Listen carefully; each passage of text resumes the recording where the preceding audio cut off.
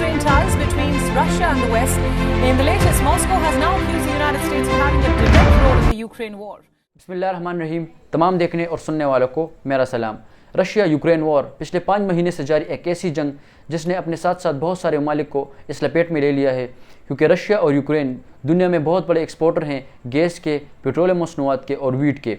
अगर ये दोनों ममालिक अपने एक दूसरे के साथ जंग करते रहें तो वर्ल्ड मार्केट पे इसका बहुत ज़्यादा नेगेटिव असर पड़ता है। पूरी दुनिया में एक कम्युनिटी साइकिल आया जिसकी वजह से जो पूरी दुनिया है वहाँ पे जो गुड्स की प्राइसेस हैं वो बहुत ज़्यादा बढ़ने लगी। आज की इस वीडियो में हम जानने की कोशिश करेंगे कि वो कौन सी वजूहात हैं जिसने रशिया को मजबूर कर दिया यूक्रेन पे हमला करने के लिए।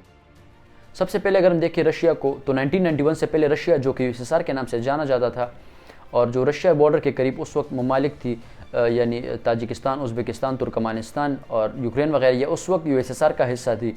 लेकिन 1991 में जब यूएसएसआर टुकड़ों में तकसीम हुआ और बहुत सारे ममालिक वजूद में आई, उनमें एक यूक्रेन भी था।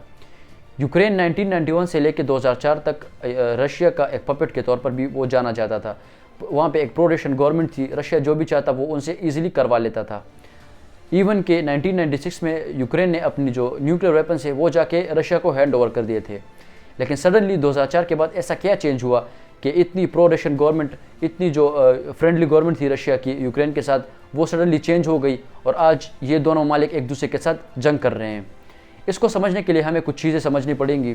सबसे पहले अगर हम इस मैप को देखें तो ईस्टर्न साइड पे यूक्रेन के प्रो रशियन आबादी ज़्यादा है, लेकिन अगर आप वेस्ट में जाएंगे तो वहाँ पे प्रो यूरोप आबादी ज़्यादा है और प्रो यूरोप आबादी यूक्रेन में बढ़ती वक्त के साथ बढ़ती चली गई, जिसके नतीजे में 2004 में वहाँ पे एक इनकलाब आया और वहाँ के जो प्रेसिडेंट थे उनको अपनी जान बचा के रशिया भागना पड़ा, जो कि आने वाले प्रेसिडेंट्स के लिए, आने वाले जो सरबराह थे उनके लिए एक सबक था।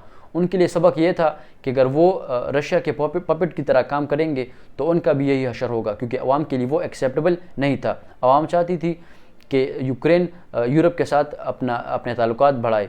इसके बाद जितनी भी हुकूमतें आई उनका टिल्ट यूरोप की तरफ काफ़ी ज़्यादा टिल्ट उनकी तरफ था और रशिया की तरफ उनका टिल्ट नहीं था।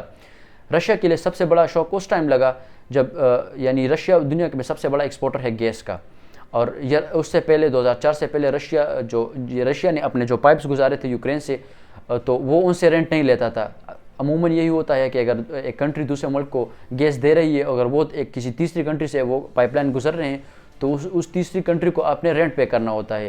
लेकिन 2004 से पहले तो रशिया जो है वो यूक्रेन को कोई भी पैसे नहीं देता था। उनके लिए शौक तब लगा कि जब 2004 के बाद पहली मरतबा उन्होंने यूक्रेन ने रशिया से $33 बिलियन के डिमांड की कि हमें रेंट चाहिए इस पाइप्स का, कि आपने हमारे कंट्री से ये पाइप्स गुजारे हैं। वो भी चला गया, खैर है वो भी चलता गया। लेकिन सबसे बड़ा जो शौक़ था रशिया के लिए, जिसने उनको इस चीज़ पे मजबूर कर दिया कि वो यूक्रेन पे हमला करते, वो था जब यूक्रेन ने नेटो में शमूलियत का जो है वो अपना इजहार ज़ाहिर किया, और वो रशिया के लिए किसी भी सूरत काबिल कबूल नहीं था। उसकी बहुत सारी वजूहात है। उसकी सबसे बड़ी वजह ये है कि अगर नेटो का हिस्सा यूक्रेन बन जाता है तो फिर इजीली अमेरिका अपने फ़ौजी हैं, अपने जो प्लेन्स हैं, अपने जो जंगी जहाज़ हैं वहाँ पे यूक्रेन में ला के खड़े कर देगा और 1 से 2 मिनट में वो रशिया पे हमला कर देगा, जो कि रशिया के लिए बिल्कुल भी एक्सेप्टेबल नहीं था। और रशिया के साथ ये वादा किया गया था कि आपसे जितने भी ममालिक अभी अलग हुए हैं, जिन्होंने अपनी इंडिपेंडेंस हासिल की है, उनको नेटो में शामिल नहीं किया जाएगा। और इंटरेस्टिंग फैक्ट, नेटो में शामिल होने के लिए किसी मुल्क को ये उसकी जो रिक्वायरमेंट्स है उसमें ये ज़रूरी है कि उस मुल्क का किसी दूसरे मुल्क के साथ बॉर्डर कन्फ्लिक्ट नहीं होगा। लेकिन रशिया और यूक्रेन का तो बॉर्डर कन्फ्लिक्ट काफ़ी देर से चला आ रहा है, लेकिन अमेरिका फिर भी जो यूक्रेन है उसको नेटो में शामिल करने की कोशिश कर रहा था, क्योंकि उनको अपना मफाद नज़र आ रहा था यूक्रेन में। इसके बाद जो रशिया है वो उन्होंने मजबूर होकर यूक्रेन पे हमला कर दिया और अमेरिका पीछे हट गया। सिर्फ अपनी फाइनेंशियल एड की उन्होंने असिस्टेंस दिखाई, ना उन्होंने अपनी ट्रूप्स भेजी, ना उन्होंने यूक्रेनियन की वहाँ पे मदद की, लेकिन उन्होंने एक नेगेटिव रोल प्ले करके यूक्रेनियंस की जानों को तबाह व बर्बाद कर दिया। आई होप आपको वीडियो पसंद आई होगी। अगर पसंद आई हो तो वीडियो को लाइक करें और चैनल को सब्सक्राइब करें। मिलते हैं नेक्स्ट वीडियो में, तब तक के लिए अल्लाह हाफिज़।